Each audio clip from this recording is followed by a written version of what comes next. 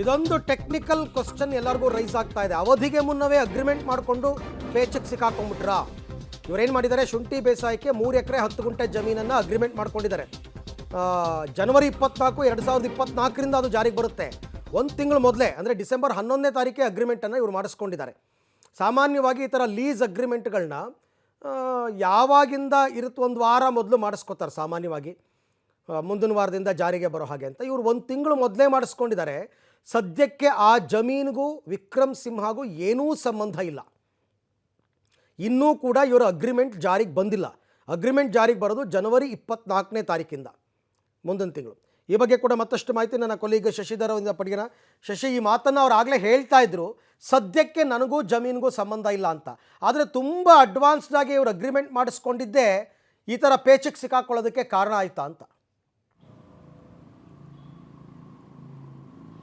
ಹೌದು ಅರವಿಂದ್, ಏನು ನಂದಗೊಂಡನಹಳ್ಳಿ survey number 16ರಲ್ಲಿ ಏನು ಮರಗಳ ಮಾರಣೋಮ ಪ್ರಕರಣಕ್ಕೆ ಸಂಬಂಧಿಸಿದಂತೆ ಸಂಸದ ಪ್ರತಾಪ್ ಸಿಂಹ ಅವರ ಸಹೋದರ ವಿಕ್ರಮ್ ಸಿಂಹ ಏನು ಆರೋಪವನ್ನು ಎದುರಿಸ್ತಾರೆ, ಇದಕ್ಕೆ ಪ್ರಮುಖವಾದಂತಹ ಕಾರಣ ಅವರು 1 ತಿಂಗಳ ಮುಂಚೆಲೇ ಏನು ಮಾಲೀಕರಾದಂತಹ ಜಯಮ್ಮ ಅವರಿಂದ ಅಗ್ರಿಮೆಂಟನ್ನು ಮಾಡ್ಕೊಂಡಿರ್ತಕ್ಕಂಥದ್ದು. ಅವರು ಏನು ಅಗ್ರಿಮೆಂಟ್ ಮಾಡ್ಕೊಂಡಿರೋ ಪ್ರಕಾರ ಜನವರಿ 24ರಿಂದ ಅದು ಚಾಲ್ತಿಗೆ ಬರ್ತದೆ.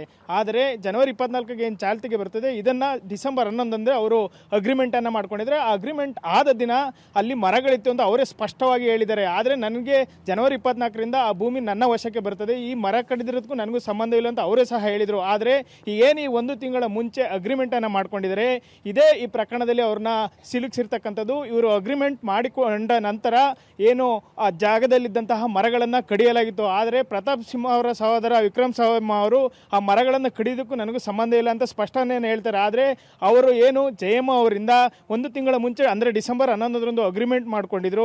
ಆ ಅಗ್ರಿಮೆಂಟ್ ಮಾಡಿದ ನಂತರ ಈ ಮರಗಳನ್ನು ಕಡಿದಿದ್ದಾರೆ. ಇದರ ಹಿಂದೆ ಏನು ವಿಕ್ರಮ್ ಸಿಂಹ ಅವರ ಕೈವಾಡ ಇದೆ ಅಂತ ಕಾಂಗ್ರೆಸ್ ಸೋಷಿಯಲ್ ಮೀಡಿಯಾ ಏನಿದೆ ಅದು ಸಹ ಏನು ಮನವಿಯನ್ನು ಮಾಡಿತ್ತು. ಅಲ್ಲದೆ ಹಾಸನದ KPCC ಸದಸ್ಯರೊಬ್ಬರು ಈಶ್ವರ್ ಖಂಡೆಯವರಿಗೂ ಸಹ ಮನವಿಯನ್ನು ಆ ದೂರನ್ನು ನೀಡಿದರು. ಈ ಹಿನ್ನೆಲೆಯಲ್ಲಿ ವಿಕ್ರಮ್ ಸಿಂಹ ಅವರು ಈ ಪ್ರಕರಣದಲ್ಲಿ ತಳುಕು ಹಾಕೊಂಡಿರ್ತಕ್ಕಂಥದ್ದು. ಇದೇ ಪ್ರಕರಣದ ವಿಚಾರವಾಗಿ ಈಗ ವಿಕ್ರಮ್ ಸಿಂಹ ಅವರನ್ನು ಹಾಸನದ ಅರಣ್ಯ ಭವನಕ್ಕೆ ಕರೆತಂದು ಅರಣ್ಯ ಇಲಾಖೆ ಅಧಿಕಾರಿಗಳು ವಿಚಾರಣೆಯನ್ನು ನಡೆಸ್ತಾ ಇರ್ತಕ್ಕಂಥದ್ದು. Aravind. Okay Shashidhar, thank you. ತಮ್ಮ ಎಲ್ಲ ಮಾಹಿತಿಗಾಗಿ ಧನ್ಯವಾದ. ಬಟ್ ಪೊಲೀಸರು ಹೆಂಗೆ, ಯಾರ್ದಾದ್ರೂ ಒತ್ತಡಕ್ಕೆ ಸಿಕ್ಕಾಕೊಂಡು ಇವ್ರನ್ನ ಅರೆಸ್ಟ್ ಮಾಡಿದ್ರಾ? ಈ ಪ್ರಶ್ನೆ ಕೂಡ ಮೂಡುತ್ತೆ ಸಹಜವಾಗಿ. ಪ್ರತಾಪ್ ಸಿಂಹ ಹೇಳಿದ್ದು ಸರಿ. ಹಾಗಾದರೆ ಪ್ರಸ್ತುತ ಈ ಕ್ಷಣಕ್ಕೂ ಆ ಜಮೀನಿಗೂ ವಿಕ್ರಮ್ ಸಿಂಹಗೂ ಏನೂ ಸಂಬಂಧ ಇಲ್ಲ. ಅಗ್ರಿಮೆಂಟ್ ಇರೋದು ಮುಂದೊಂದು ತಿಂಗಳಿಂದ.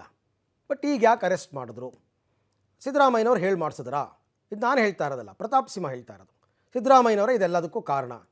ಅಧಿಕಾರಿಗಳ ಮೇಲೆ ಒತ್ತಡ ಹಾಕಿಸಿದ್ದಾರೆ, ಹಾಗಾಗಿ ನನ್ನ ತಮ್ಮನನ್ನು ಅರೆಸ್ಟ್ ಮಾಡಿಸಿದ್ದಾರೆ ಅಂತ ಪ್ರತಾಪ್ ಸಿಂಹ ಅವರ ಮಾತು. ನಿಷ್ಠಾವಂತ ಅಧಿಕಾರಿ ಅಂತ ಯಾರನ್ನ ಹೇಳ್ತಿದ್ರೆ ಅವ್ರ ನಿಷ್ಠೆ ಯಾರಿಗೆ ಅನ್ನೋದನ್ನ ಹೇಳ್ತೀನಿ. ಇದನ್ನ ನನ್ನನ್ನ ವ್ಯವಸ್ಥಿತವಾಗಿ